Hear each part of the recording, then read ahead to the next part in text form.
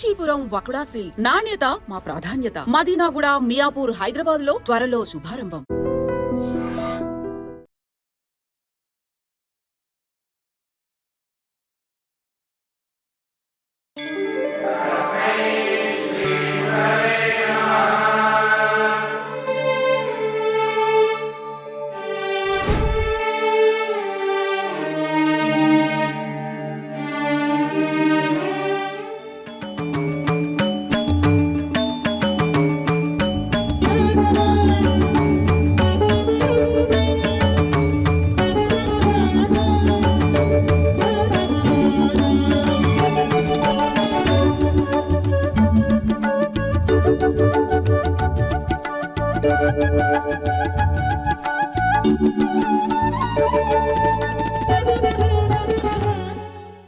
It uplifts you.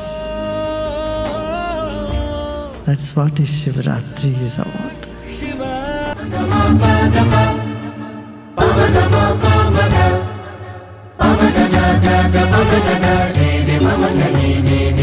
అందరికీ కావాల్సినవి అందరికీ అవసరం అయ్యేవి.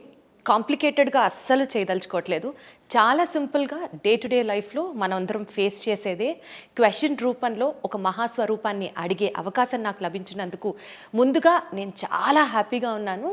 ఆ దేవుడికి 100 సార్లు కాదు 1,00,000 సార్లు థ్యాంక్స్ అని చెప్పుకుంటూ ఈరోజు ఈ ఇంటర్వ్యూలో నాకు అవకాశం కల్పించిన వారు, అలాగే మీరందరూ ఎంతగానో ఆయన వైపు చూసి ఆయన చూపు ఉంటే చాలు జీవితం అంతా ధన్యం అని భావించేటువంటి ఒక మహోన్నతమైన వ్యక్తి సోమనాథ్ జ్యోతిర్లింగానికి సంబంధించిన ఆ విశిష్టత కూడా తెలుసుకునే ప్రయత్నం చేస్తూ ఇంటర్వ్యూని ముందుకు తీసుకెళ్దాం. నాతో ఉన్నారు art of living founder Gurudev Shri Shri Ravishankar గారు.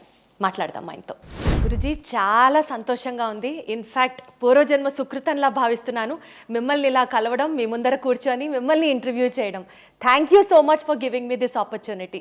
Thank you Guruji. జనరల్గా లైఫ్ స్టైల్ రిలేటెడ్ పాయింట్స్ కొన్ని మిమ్మల్ని అడుగుదాం అనుకుంటున్నాను, సో దట్ జనాల్లో నేను ఉన్నాను, నాకు కూడా అన్ని డౌట్స్కి ఆన్సర్స్ వస్తాయని అనుకుంటున్నాను. చాలా టార్గెట్స్ పెట్టుకుంటూ ఉంటాం లైఫ్లో, మనం ఇది అచీవ్ చేయాలి, ఈ గోల్ రీచ్ అవ్వాలి అని.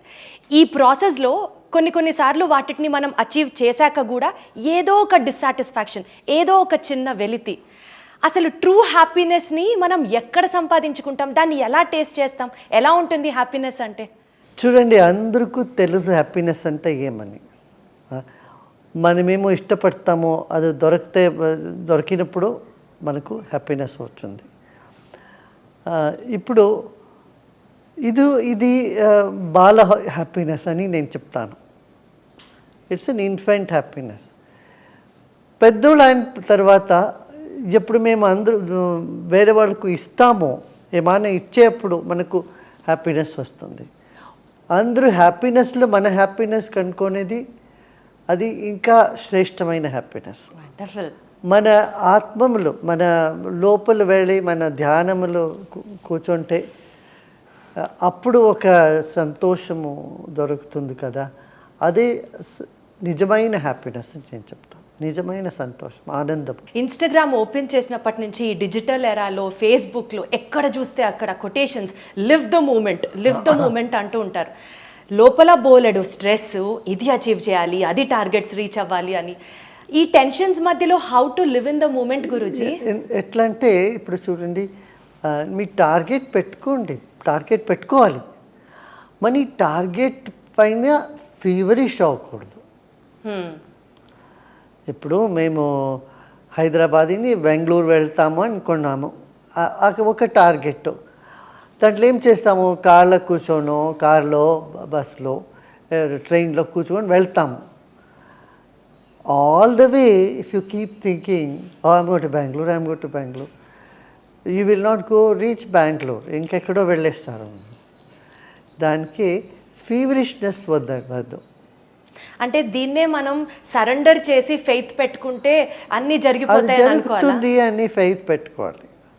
ఎప్పుడు అన్సర్టనిటీ ఉంటుంది కదా, దొరకదే, ఏమవుతుందో ఏమి ఆలేదో అని ఒక సంశయం ఉండే అప్పుడు మన లోపల ఆ కాన్ఫిడెన్స్ లేకపోతే మన అచీవ్మెంట్లో కూడా అచీవ్ చేస్తే కూడా దాంట్లో మనకు లాభం ఉండదు. Correct this is where most people are failing అని అర్థమవుతుంది. Guruji, one thing to be very honest, ఈ రోజుల్లో బ్రాండ్ పిచ్చి లేకుండా ఎవరున్నారు చెప్పండి? లగ్జరీ కార్స్, పెద్ద పెద్ద buildings, branded clothes, branded watches, అన్నీ బ్రాండ్. ఇది ఒక జనరేషన్ ముందు అట్లా మేమందరూ అట్లా అనుకున్నాము. ఇప్పుడు జనరేషన్ జీ ఉన్నారు కదా, వాళ్ళకి అది ఏమో బ్రాండ్ గిండి ఏమవుదు. వాళ్ళు ఇంకా చాలా ముందు వెళ్ళారు. వాళ్ళు ఏం చెప్తారంటే ఎన్వైరన్మెంటల్ మనం ఏం చేయాలి, ఇదన్నీ ఏమి అని వాళ్ళకి చాలా వివేకం ఉంది. ఇది చాలా ఆశ్చర్యమైన పని. అందరికీ అలాంటి ఆలోచన ఉంటే బాగుండు. ఒకవేళ మిలీనియన్ జనరేషన్ వాళ్ళకి ఈ బ్రాండ్ సొసైటల్ ప్రెషర్స్తో తట్టుమిట్టాడుతున్న వాళ్ళకి ఏం చెప్తారు గురూజీ మీరు? How to come out of it? అట్లా no need to come out of it, but don't be feverish about it. చూడండి, ఇప్పుడు ఒక 20-30 years బ్యాక్ బయట వెళ్ళాలంటే అది ఒక పెద్ద విషయం. ఇప్పుడు అది అట్లా లేదు కదా, ఇప్పుడు అందరూ వెళ్ళిస్తారు అక్కడ. Correct. So take it very easy. దేశం take it easy. Nice. Thank you Guruji. Guruji, one more point. Toxic రిలేషన్షిప్స్లో 2 రకాల ప్రజలు. ఒకళ్ళు టాక్సిక్ రిలేషన్షిప్ని ఫేస్ చేస్తూ ఆ రిలేషన్ని కంటిన్యూ చేస్తూ ఉన్న వాళ్ళకి let go of the pain ఎలా అన్నది one side of the story. Toxic రిలేషన్లో ఉంటూ బయటకు వచ్చేయాలి అని ఉంటుంది పాపం, కానీ మళ్ళీ సొసైటల్ ప్రెషర్, ఫినాన్షియల్ ప్రెషర్, పిల్లల వల్ల బయటకు వస్తే ఒక్కళ్ళమే ఉండగలమా అన్నది 2 different side of the story. So ఈ రెండింటిని మీరు ఏం చెప్తారు Guruji? How to stay and let go the pain and how to be single and still face the society. ఈ 2 సిచ్యుయేషన్లో కూడా ధ్యానం చేయాలి. ధ్యానం చేస్తే ఎప్పుడు ఏం చేసేది అని సరిగా మన యోచనలు వస్తుంది. అప్పుడు సో ఏ సిచ్యువేషన్లో ఉన్నా ధ్యానం విల్ హెల్ప్. ధ్యానం చాలా ఆవశ్యకం. ధ్యానం చేస్తే మేము రియాక్షన్ ఎవరు రియాక్షన్ చేయరు. యాక్ట్ యోచన చేసి వివేకపూర్వంగా యాక్ట్ చేస్తాము. దానికి ధ్యానము, ప్రాణాయామము, సుదర్శన క్రియ చేయాలి. సుదర్శన క్రియ చేస్తే అవన్నీ పెయిన్ అని బయట వచ్చేస్తాము. ఎట్లా గురూజీ సుదర్శన క్రియ చేస్తే మెంటల్ పీస్ ఎలా సాధ్యం? సుదర్శన క్రియ చేస్తే పెయిన్ ఎట్లా తట్టుకునే శక్తి వస్తుంది? అది అయింది, అట్లా అవుతా ఉంది. సో సుదర్శన క్రియ is the solution, one stop solution. Nice. ఒక పాయింట్ గురూజీ, ఇప్పుడు మనల్ని ఎవరన్నా హర్ట్ చేస్తారు, ఓకే, వాళ్ళు మనల్ని బాధ పెడుతున్నారని తెలిసి కూడా మనము స్టిల్ వాళ్ళని ఫర్గివ్ ఎలా చేస్తాం? స్టిల్ వాళ్ళని ఎలా లవ్ చేయాలి అని అంటారు. How do we love and how do we forgive them after we know they are hurting us? See, nobody can hurt you if you are not open to it. Oh. You have to be strong. If someone hurts you, it is out of their ignorance or out of their jealousy or other negative feelings. అందుకే stress అయిపోతుంది, ఎవరికి కూడా ఆ situation ఉంటుంది. ఇప్పుడు మీరు చూడండి, see, you must have hurt somebody unknowingly, and if they hold on to it, you don't like it కదా.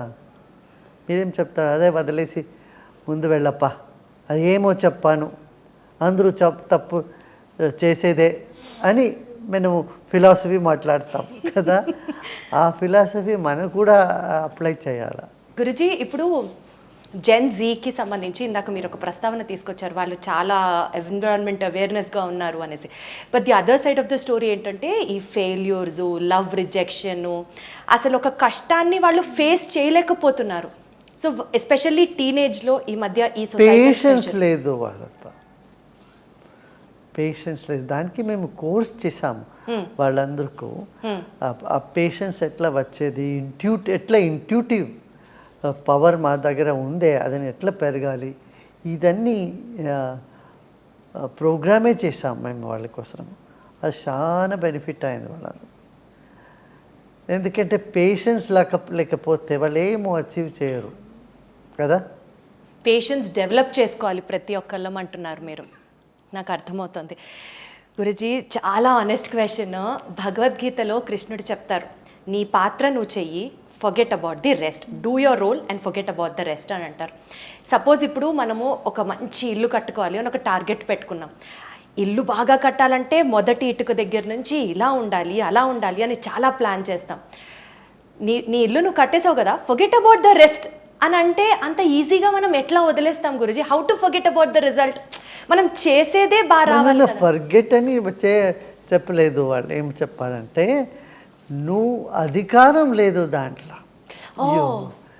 నువ్వు చేయండి, నువ్వు యూ గివ్ 100%. ఏమవుతుందో ఏం చేసేకావుతుందో అది మీరు చేయండి అని, అదర్ ఫలం ఏం వస్తుందో దానిపైన మీకు అధికారం లేదు అని చెప్తారు.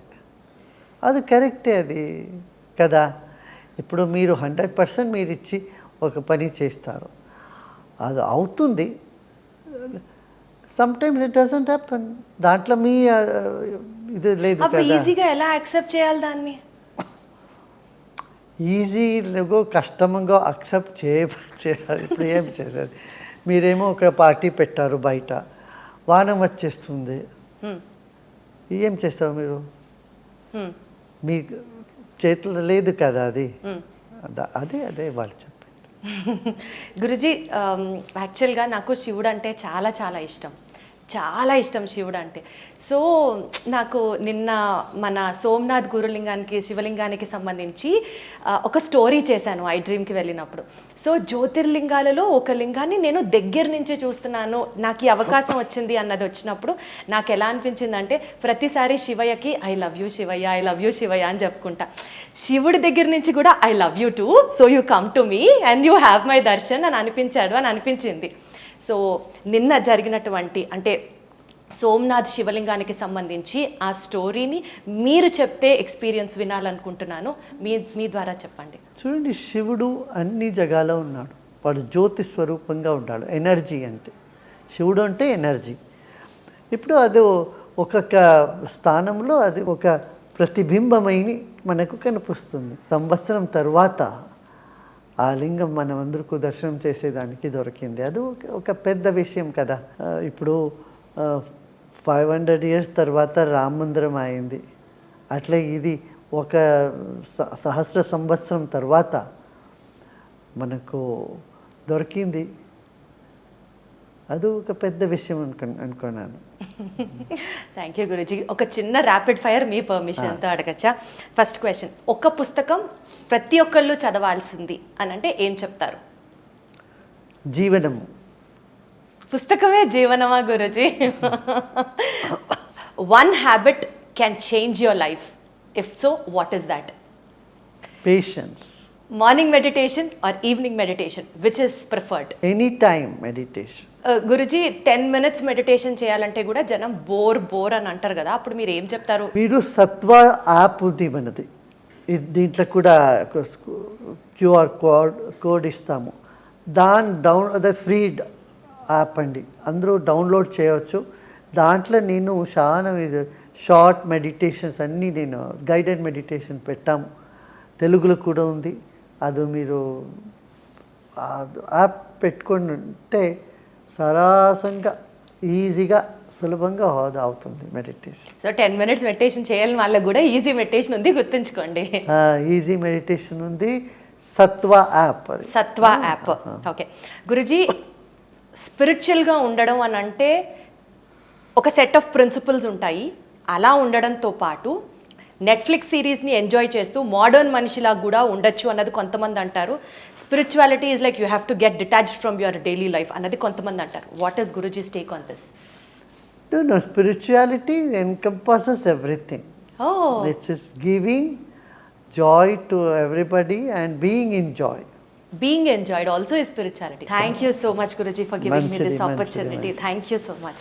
ఈ కాన్వర్సేషన్ తర్వాత నాకు అర్థమైంది ఏంటంటే చాలా సింపుల్. స్ట్రెస్ ఉందా, సుదర్శన క్రియ చేయండి. కాన్సన్ట్రేషన్ కుదరట్లేదా, మెడిటేషన్ చేయండి. పొద్దున సాయంత్రమా, ఎప్పుడైనా పర్వాలేదు. ఇలా లైఫ్కి చాలా సింపుల్ స్టెప్సే ఉంటాయి.